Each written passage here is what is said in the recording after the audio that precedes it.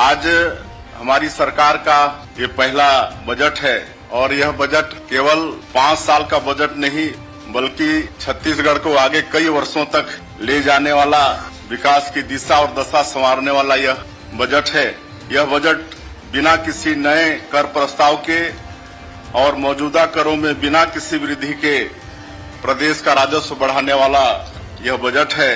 यह बजट हमारी सरकार का विजन डॉक्यूमेंट भी है। इस बजट में विशेषकर 4 क्षेत्रों में फोकस है। ज्ञान, जी का मतलब है गरीब लोगों पर यह बजट फोकस है।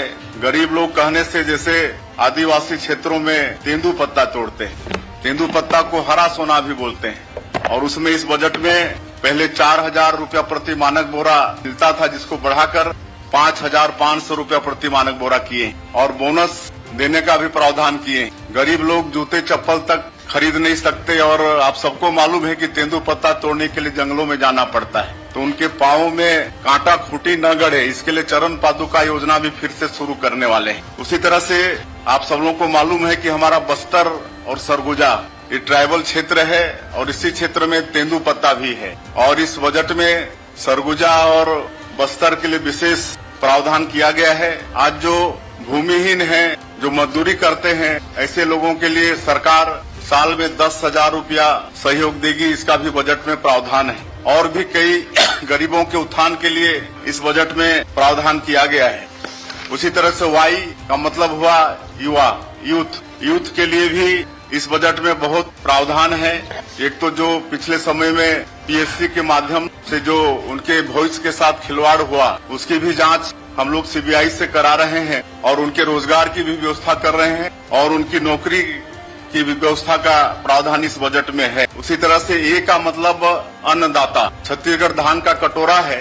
यहाँ के लोग अधिकांश खेती पर आधारित हैं और किसानों के लिए भी भारी प्रावधान इस बजट में किया गया है। 21 क्विंटल धान खरीद रहे हैं, 3100 रुपया प्रति क्विंटल धान का कीमत देंगे। सिंचाई के लिए पर्याप्त इस बजट में पैसा रखा गया है, तो इस तरह से किसानों के लिए भी फोकस किया गया है। और एक है एन, नारी। एन का मतलब है नारी सशक्तिकरण के लिए भी अनेकों इस बजट में प्रावधान है, जिसमें मुख्य रूप से जो मोदी की गारंटी में जो कमिटमेंट है हमारी पार्टी का कि जो विवाहित महिलाएं हैं उनको साल का 12,000 रुपया देंगे, तो उसकी राशि का भी बजट प्रावधान इस बजट में किए हैं। तो मुख्य रूप से ये 4 बातें इसमें फोकस है। मतलब हम कह सकते हैं कि इस बजट में छत्तीसगढ़ के चहुमुखी विकास की परिकल्पना है। कोई भी क्षेत्र इसमें छूटा नहीं है।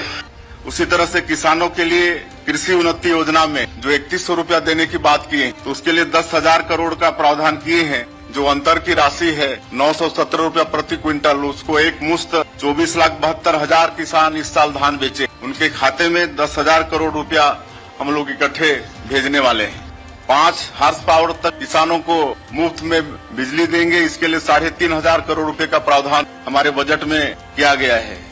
और ग्रामीणों के लिए प्रधानमंत्री आवास, इसके लिए द्वितीय अनुपूरक में 3,800 करोड़ रुपया का प्रावधान किए थे और इस बजट में 8,369 करोड़ का प्रावधान किए हैं। पेयजल का बजट को दुगुना किए हैं, 5,047 करोड़ का पेयजल में बजट रखे हैं ताकि छत्तीसगढ़ के एक घर में नल के द्वारा शुद्ध पानी मतलब पहुंचा सकें। इसी तरह से स्वास्थ्य का बजट 1,272 करोड़ का है ताकि छत्तीसगढ़ के गरीब से गरीब लोगों तक स्वास्थ्य की सुविधा पहुंच जाए।